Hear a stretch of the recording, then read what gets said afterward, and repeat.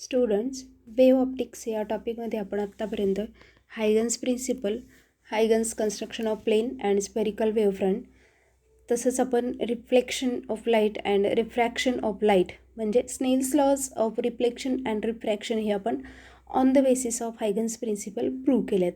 Next आपण interference of light काय आहे हे शिकणार आहोत. पण त्याच्या अगोदर आपल्याला principle of superposition of waves काय आहे हे माहिती असलं पाहिजे. तर the statement of the principle of superposition of waves is as follows: when two or more waves overlap, the resultant displacement of the particle of the medium at a given point is the sum of the displacements of the particles produced by individual waves, as if each wave is the only one which is present. म्हणजे काय, तर क्लासमध्ये आपण समजा example आपण consider केले की क्लासमध्ये खूप सारे स्टुडंट्स बसलेले आहेत, सगळे बडबड करत आहेत, खूप गोंधळ आहे. ओके, तरी पण त्यापैकी आपण एका पर्टिक्युलर विद्यार्थ्याचा आवाज, एका स्टुडंटचा आवाज आयडेंटिफाय करू शकतो. Okay, that means it produces its own effect independent of the other, असं आहे. ओके, म्हणजे तो एकटाच वर्गात आहे असं आहे का, नाही, सगळे आहेत तरी पण आपल्याला फक्त त्याचाच आवाज ऐकू येतो. म्हणजे काय, as if each wave is the only one which is present, अशा पद्धतीनं. तर Wien to or more waves overlap, दोन किंवा अधिक वेव्स ओव्हरलॅप होतील, त्यावेळेला एखाद्या पॉईंटला त्या ओव्हरलॅप होतील, तर त्या पॉईंटच्या ठिकाणी असणारी जी रिझल्टंट डिस्प्लेसमेंट असेल, तर that is the sum of the displacements of the particle produced by individual waves. Okay, मग जर आपण ट्रान्सव्हर्स वेव्ह कन्सिडर केली, ओके, तर ट्रान्सव्हर्स वेव्हमध्ये काय असतं की अल्टरनेट क्रस्ट आणि ट्रफ असतात. ओके, जर the particles of the medium at which the crust due to two waves coincide will have the larger displacement, आणि ते पॉईंट्स काय म्हणू आपण त्याला, constructive interference has taken place. आणि असे काही पार्टिकल्स असतील मीडियममध्ये की त्या ठिकाणी crest due to one wave will coincide with the trough due to other wave, म्हणजे तिथं काय होईल की displacement will be minimum at these points and these are called as a destructive interference. बघा इथे as shown in this diagram, बघा इथं दोन S1 आणि S2 समजा आपण कन्सिडर केलं,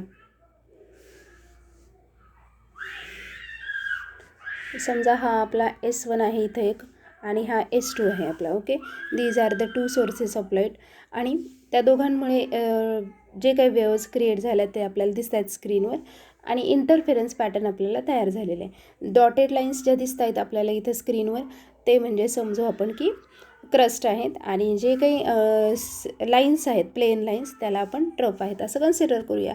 तर बघा काही ठिकाणी क्रस्ट काही ठिकाणी ट्रफ कोइन्साइड झालेले आहेत. ओके, तर जिथं क्रस्ट कोइन्साइड होतील किंवा ट्रफ कोइन्साइड झालेले आहेत,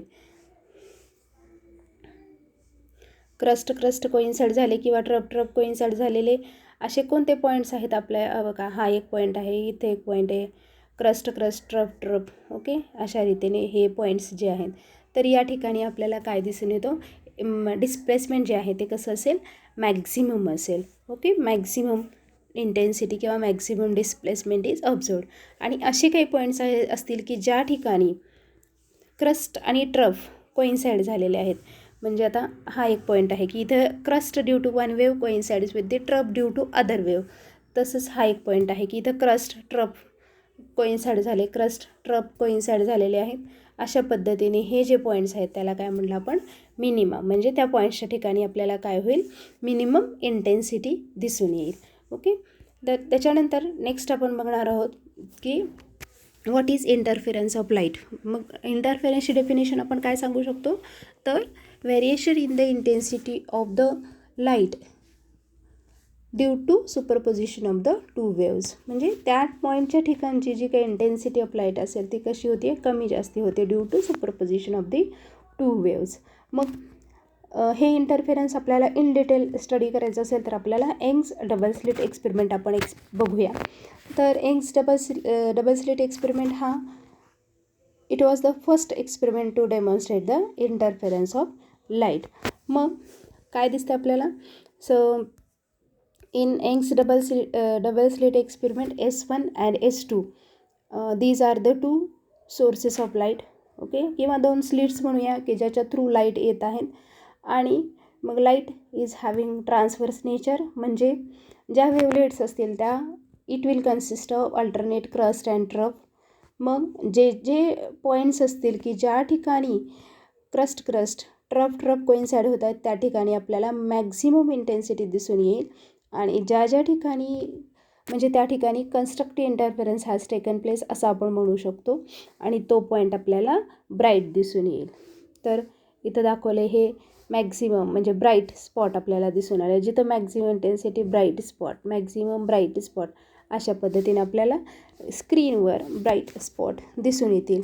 आणि काही ठिकाणी की ज्या ठिकाणी crest due to one wave will coincide with the trough due to other wave त्या ठिकाणी आपल्याला काय दिसते मिनिमा ऑब्झर्व होतो. तर त्या ठिकाणी आपल्याला पॉईंट्स जे आहेत ते कसे मिळालेले आहेत डार्क मिळालेले आहेत as shown in the diagram. Okay. तर हा आहे Young's double slit experiment to demonstrate the interference pattern. Okay. तर या यंग्स डबल स्लिट एक्सपेरिमेंटमध्ये आपण काय पाहिलं की आपल्याला स्क्रीनवर अल्टरनेट डार्क आणि ब्राईट फ्रिंजेस दिसून येतात. ब्राईट फ्रिंजेस म्हणजे काय की जे पॉईंट्स आपल्याला दिसत आहेत ते. ओके. तर त्यासाठी आपण काय करूया geometry of the double slit experiment म्हणजे जॉमेट्रिकली आपण त्याचा स्टडी करूया की so that we can find out the position of the point P. म्हणजे इथं डायग्राममध्ये दाखवलेला जो पॉईंट पी आहे स्क्रीनवरचा तो डार्क आहे की लाईट आहे. ओके. तर डायग्राम कन्सिडर करू आपण. So as shown in the diagram small S1 आणि S2 हे दोन काय आहेत आपले सोर्सेस ऑफ लाईट आहेत किंवा दोन स्लिट्स आहेत की त्याच्या थ्रू लाईट आपल्याला स्क्रीनवर इकडे इंटरफेरन्स पॅटर्न थ्रू स्क्रीनवर दिसणार आहे आपल्याला. Capital D distance between the screen and the source. P कोणताही एक पॉईंट आहे ऑन द स्क्रीन. ओके. मग आता when S1 and S2 will act as a secondary source, the secondary waves will be produced by the two and the interference pattern will be obtained in this region. Okay. आता हा interference pattern आपण कुठं बघणार आहे तर इथल्या या स्क्रीनवर बघणार आहे आपण. हा इंटरफेरन्स पॅटर्न आपण कुठे तर या स्क्रीनवर बघणार आहोत. ही आपली स्क्रीन आहे. ओके. तर मग त्या स्क्रीनवरचा एक कोणताही पॉईंट समजा P पॉईंट आपण कन्सिडर केला. आपल्याला माहीत नाही आहे की तो P पॉईंट हा डार्क आहे की ब्राईट आहे. ओके. मग तो पॉईंट आपण डार्क आहे कधी म्हणू शकतो तर ज्या वेळेला when the two wavelets from S1 and S2 travel different distances to reach P and so the phases of the waves reaching point P will not be the same. Okay. मग जर the path difference between S1P बघा आता S1P हे distance आपण same नाही असं म्हटलं आत्ताच बरोबर. S1P आणि S2P म्हणजे काय असेल तो path difference between the two waves reaching at point P. जर path difference between S1P and S2P जो आहे तो कसा आहे इंटिग्रल मल्टिपल ऑफ लॅम्डा म्हणजे n लॅम्डा असेल तर the two waves arriving will be in phase. आणि म्हणजेच काय the waves will interfere constructively आणि तो जो पॉईंट P आहे तो कसा असेल ब्राईट असेल म्हणजे आपण ब्राईट फ्रिंज इज प्रोड्युस्ड असं म्हणणार आहे. आणि जर the path difference between S1P and S2P हा कसा आहे half integral multiple of lambda म्हणजे n-1/2 लॅम्डा आहे. आपण ते नंतर पुढे बघणारच आहे मॅथमॅटिकली कसं लिहायचं ते.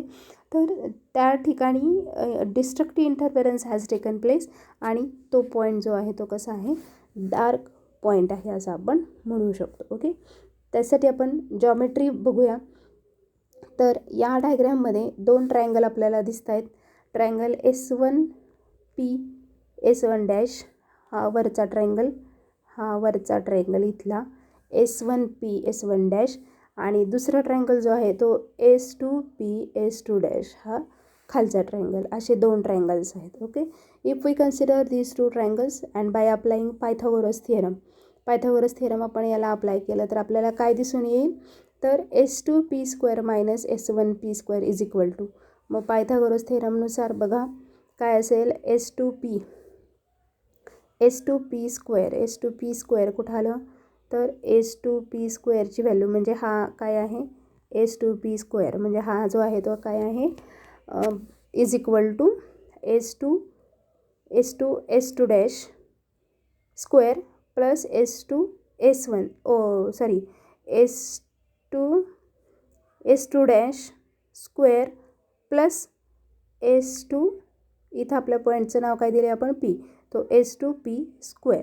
पायथागोरस थेरम आपण अप्लाय केलेला. ओके, तर त्याची व्हॅल्यू काय येणार आहे, D² प्लस, आता हे डिस्टन्स काय झालं D² प्लस हे पूर्ण distance PS2'. Okay, PS2' distance किती आहे, Y प्लस हे छोटं डिस्टन्स आहे, मग Y प्लस छोटं distance D/2. Okay, D² plus Y plus D/2 bracket square आहे, ते आपण सॉल्व करूया. नंतर मायनस S1P. आता S1Pची व्हॅल्यू कशी फाइंड आउट करायची आपल्याला, तर S1P म्हणजे हे डिस्टन्स आहे. ओके, तर S1P² कसं येईल applying Pythagoras theorem, S1 plus PS1'². Okay, Pythagoras थेरमनुसार. मग आता S1 ची व्हॅल्यू काय आहे, D² प्लस PS1', तर तो आहे Y minus D/2. After solving this bracket, हा ब्रॅकेट आपण सॉल्व केला तर आपल्याला त्याची व्हॅल्यू मिळते 2YD. ती व्हॅल्यू इथं सबस्टिट्यूट केली. तसंच S2P² मायनस S1P² हा ब्रॅकेट जर आपण एक्सपांड केला तर त्याची व्हॅल्यू आपल्याला मिळते S2P मायनस S1P, म्हणजे A² minus B² is equal to A minus B A plus B, असं या पद्धतीनं it is equal to 2YD. मग S2P मायनस S1P हा काय रिप्रेझेंट करतो आपल्याला, पाथ डिफरन्स. बाकीच्या टर्म्स इकडे घेतल्या आपण RHSला, तर 2YD डिवायडेड बाय हे डिस्टन्स. आता S2P प्लस S1P हे डिस्टन्स काय आहे बघा, आता S1P हे डिस्टन्स आहे, S1P आणि S2P पण हे डिस्टन्स आहे. ओके, तर हे distance as compared to capital D small d हा खूप छोटी व्हॅल्यू आहे, म्हणून आपण हे दोन्ही डिस्टन्स इक्वल आहेत असं कन्सिडर करू शकतो. म्हणून S1P plus S2P is equal to 2D लिहिणार आपण, ते 2 कॅन्सल झालं तर आपल्याला व्हॅल्यू मिळाली या पद्धतीनं S2P minus S1P is equal to delta L, त्याला म्हणू आपण path difference is equal to YD upon capital D. मग the condition for the constructive interference काय असेल, तर हे सर्वात महत्त्वाचं आहे. तर path difference is equal to integral multiple of lambda म्हटलं ना आपण, that is YD upon capital D is equal to N lambda.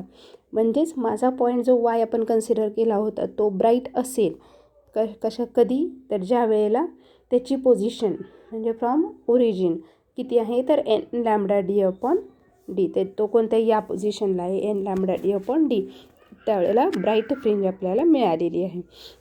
आणि condition for the destructive interference काय आहे, तर डेल्टा L म्हणजे path difference is equal to odd multiple of λ/2 किंवा N-1/2 lambda आहे YND अपॉन D. ओके, आणि तो point जो आहे the position of the nth dark fringe किंवा डार्क बँड किंवा डार्क पॉईंट म्हणून आपण तो YN is equal to N-1/2 lambda D upon D असेल. तर अशा पद्धतीनं आपण इंटरफेरन्स ऑफ लाईट स्टडी करू शकतो. Constructive interference, destructive interference, what are the conditions for the constructive interference and destructive interference, त्या कंडिशन्स तुम्हाला इकडे दिलेल्या आहेत. Condition for the constructive interference आणि condition for the destructive interference. Path difference should be integral multiple of lambda, त्याला म्हटलं constructive interference. And the path difference is odd multiple of lambda, त्याला odd multiple of λ/2, तर त्याला म्हटलं की destructive interference. आणि तो पॉईंट ब्राईट आहे की डार्क आहे याची कंडिशन काय आहे, तर वायची value N lambda D upon D असेल आणि ज्या YN is equal to N-1/2 lambda D upon D असेल. So that is all about the interference of light. Now what are the conditions to obtain the steady interference pattern, म्हणजे आपल्याला जर steady interference pattern मिळवायचं असेल तर काय conditions आपण maintain केल्या पाहिजेत, तर ते आपण बघूया. There are 6 condition that should be maintain to obtain the steady interference pattern. पहिली आहे the 2 sources of light should be coherent. दोन्ही सोर्सेस जे असतील ते दोन्ही स्लिट्स आपण आता इथे S1 S2 यूज केल्या होत्या, तर 2 sources of light should be coherent. एकाच ओरिजिनपासून त्यांचं काय झालं असेल they should be produced from the same origin, they should be coherent. The 2 sources of light must be monochromatic. Monochromatic म्हणजे they should emit the light of only 1 wavelength. The two interfering waves must have the same amplitude दोघांचं same असायला पाहिजे, नाहीतर एकाचं जास्त amplitude एकाचं कमी amplitude असेल तर त्यांचा इंटरफेरन्स पॅटर्नमध्ये ज्याचं जास्त ॲम्प्लिट्यूड असेल त्याचाच इफेक्ट जास्त दिसून येईल आपल्याला. So next condition, the separation between the two slits must be small, म्हणजे स्मॉल डीची जी व्हॅल्यू आहे आपल्या डायग्राममध्ये दिसते आपल्याला, तर ती स्मॉल डीची व्हॅल्यू ही खूपच छोटी असली पाहिजे as compare to capital D. Okay. त्याच्यानंतर the two slits should be narrow, आणि जे आपण दोन स्लिट्स यूज करणार आहे S1 S2 ह्या नॅरो असायला पाहिजे. ते ब्रॉड असतील तर इंटरफेरन्स पॅटर्न व्यवस्थित मिळणार नाही. आणि last condition, the two waves should be in the same state of polarization. आता पोलरायझेशन म्हणजे काय असतं की light travels only in a particular direction. एक कोणती तरी एक समजा एक्स ॲक्सिस म्हटलं आपण, तर the light rays travel along x positive x direction. तर दोन्ही जे काही वेव्स आपण कन्सिडर करणारे दोन्ही स्लिट्समधनं येणाऱ्या ज्या वेव्ज असतील त्या they should be in the same state of polarization, म्हणजे दोन्ही वेव्सच्या वेवलेट्स जे आहेत ते they should be travelling along the same x axis म्हटलं तर अलॉंग पॉझिटिव्ह एक्स ॲक्सिस दोघी असल्या पाहिजेत.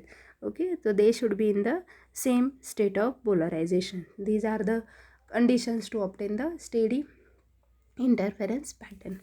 Okay.